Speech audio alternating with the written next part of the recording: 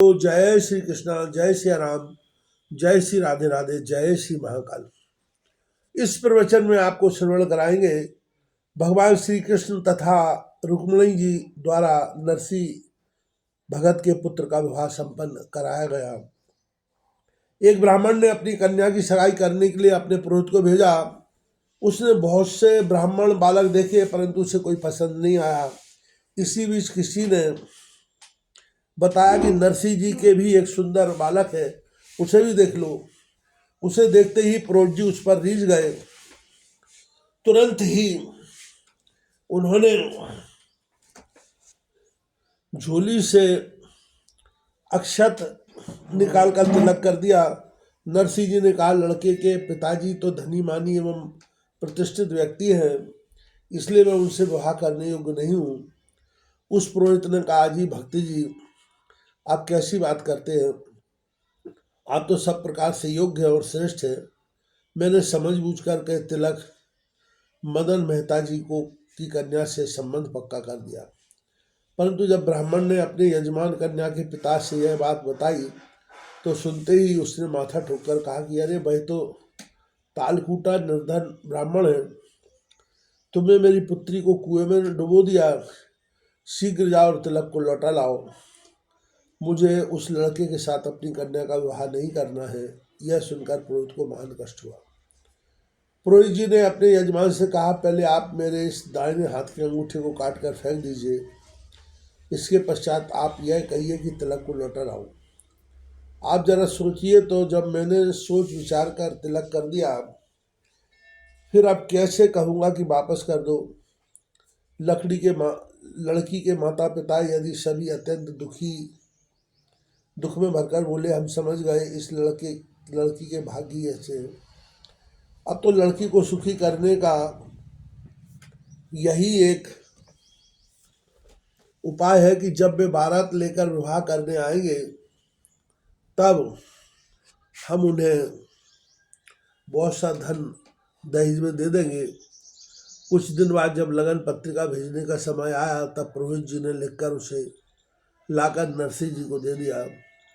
आपने उसे देखा भी नहीं और उसे एक ओर डाल दिया। दैनिक नियमानुसार करताल बजाकर कीर्तन करने लगे। विवाह माघ शुक्ल पंचमी के केवल 4 दिन शेष रह गए। तब श्री नरसिंह जी को इसकी कुछ भी चिंता नहीं थी। तब भगवान श्री कृष्ण जी ने रुक्मिणी जी के समेत पधारे। प्रेम से विभोर होकर आप दौड़कर भगवान से मिले और श्री चरणों में दंडवत प्रणाम किया। प्रियादास जी नरसिंह जी के प्रति भगवान के इस भक्त वात्सल्य का इस प्रकार वर्णन करते हैं। करन सगाई आयो पायो बर भायो नहीं, घर घर फिरो दुज नरसिंह बतायो है। आय सुख पाए पूछो सुत सो दिखाए दियो, कियो ले तिलक मन देखत चुरायो है। अजू हम लायक न तुम सब लायक हो, शायक से छूटो जाए नाम ले सुनायो है। सुनत ही माथो फोर कहे, तालकूटा यह बार बोल आए जावो, फिर दुख छायो है। काट के अंगूठा डारी तब सो उचारी बात, मन में विचारी कियो तिलक मनाई के। जाने सुता भाग ऐसे रहे सोच पागी, स्वभाव है जब बिहाइये को धन दे अघाय के। लगन हूँ लिखी दियो दियो दुज आन लियो, द्वार राखो कहूँ गावे ताल ये बजाए के। रहे दिन 4 पे विचार नहीं नेक मन, आए कृष्ण व रुक्मिणी झूम मिले आए के। श्री रुक्मिणी जी के समेत भगवान श्री कृष्ण ने के आते ही विवाह उत्सव की चहल पहल आरंभ हो गई। जहाँ तहाँ विविध प्रकार के व्यंजन बनने लगे। महिलाएं मंगल गीत करने लगी। घोड़ी पर बर को चढ़ाकर नगर में भ्रमण कराया गया। उसके बाद जौनार हुई जिसमें असंख्य मनुष्यों ने आकर खूब अच्छी तरह से पारस के नाम पर गठरियों को बांध कर ले जाने लगे। परंतु सभी वस्तुएं भंडार में इतनी भरी थी कि उनमें समाती नहीं थी। इसके बाद मुक्तामणि हाथी घोड़ा ऊंट रथ और पालकी आदि वाहनों से युक्त नरसिंह जी की बारात सज धज कर प्रस्थान किया। जब बारात चल पड़ी तब ठाकुर जी ने श्री नरसिंह जी का हाथ पकड़कर कहा कि अब बारात के साथ चलो, मैं गुप्त रूप से सब प्रकार से देखभाल करता हुआ चलूँगा। नरसिंह जी ने कहा, प्रभु तुम जानो और कौन और तुम्हारा काम जाने, जो चाहो सो करो। मुझे तो आनंद इसमें है कि आपके सुंदर स्वरूप को अपने हृदय में धारण कर लूँ और कमर कसकर हाथ में करताल बजाकर निकल जाऊँ। तब भगवान ने विचारा कि इनसे कुछ होने वाला नहीं है, अतः संपूर्ण कार्यभार अपने ऊपर ले लिया। बारात चढ़कर समधी के गांव पहुंच गई। चारों ओर यत तत सर्वत्र बाराती लोग शिविर लगाकर ठहर गए। इसी बीच जिसने सगाई की थी वह पुरोहित बारात देखकर आ गया। मैं अपने मन में फूला नहीं समा रहा था। प्रेम विहल होकर वह यजमान से बोला, आपके पास जितनी राशि है उससे बारात के घोड़ों की घास भी पूरा नहीं पड़ने का है। जाकर के देखिए, नगर के चारों ओर बाराती बारात भरी हुई है। बारात का विचित्र विवरण पाकर बेटी का बाप भी बारात देखने गया। देखकर उसका सब अभिमान दूर हो गया। उसने पुरोहितों का आश्रय लिया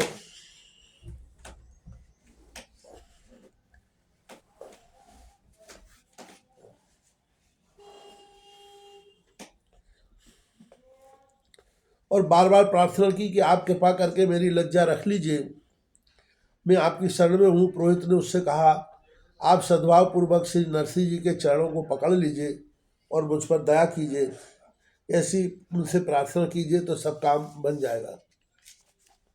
दूसरा कोई मार्ग नहीं है।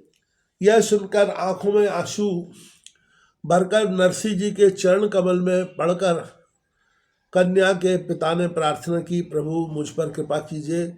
श्री नरसिंह जी छाती से छाती लगाकर मिले और श्री श्याम सुंदर के मुखचंद्र का दर्शन कराया और कहा, आप अपना भारी ने सौंप कर निश्चिंत हो जाइए। भगवान श्री कृष्ण ने कन्या पक्ष का सारा कार्यभार श्री बलराम जी को सौंप दिया। बड़े समारोह के साथ श्री नरसिंह जी के पुत्र का विवाह हुआ। घराती बाराती सभी भक्ति भाव में विभोर हो गए। प्रियादास जी ने नरसिंह जी की भक्ति और भगवान के भक्त वात्सल का इस प्रकार वर्णन किया है। प्रियादास जी ने नरसिंह जी की भक्ति और भगवान के भक्त वात्सल का इस प्रकार वर्णन किया है। ठोर ठोर पकवान हो तिया गान करे, घुरत विमान निशान कान सुनिए न बात है। चित्रमुख किए ले विचित्र पटरानी आए, घोरी रंगबोरी पे चढ़ाए सुत रात है। करी सुजौनार तामे मानस अपार, आए दुजाति विचार पेट बांधी पेन माथ है। मणिमय ही आज साजबाज गज रथ, ऊंट कोर झमके किशोर आज सजियो बरात है। नरसी सो कहे गए हाथ तुम साध चलो, अंतरिक्ष में हूँ चलो बात इतनी मानिए। कही अजू जानो तुम में तो ये जहाँ आनी रहे, लहे सुख सुन मेरी फेंट ताल आलियो। आप ही विचार सब भार सो उठाए लियो, दियो डेरा पूरी समधी की पहचान ये।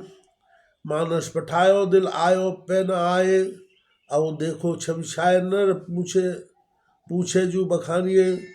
नरसी बरात मन जानी है, नरसी की नरसी न पावे ऐसी समझ अपार है। आय के सुनाई ए सुदबुद बिसराई, कहाँ करत हसाई बात भाकमी गिरधार है। गयो जो सगाई कर दरबार आई दुज, कही करत हसाई बात बाकी निर्धार है। गयो जो सगाई कर दरबार आई दुज, निज अंग मात कैसे रंग विस्तार है। कही एक घास धन राशि भरे भरे सो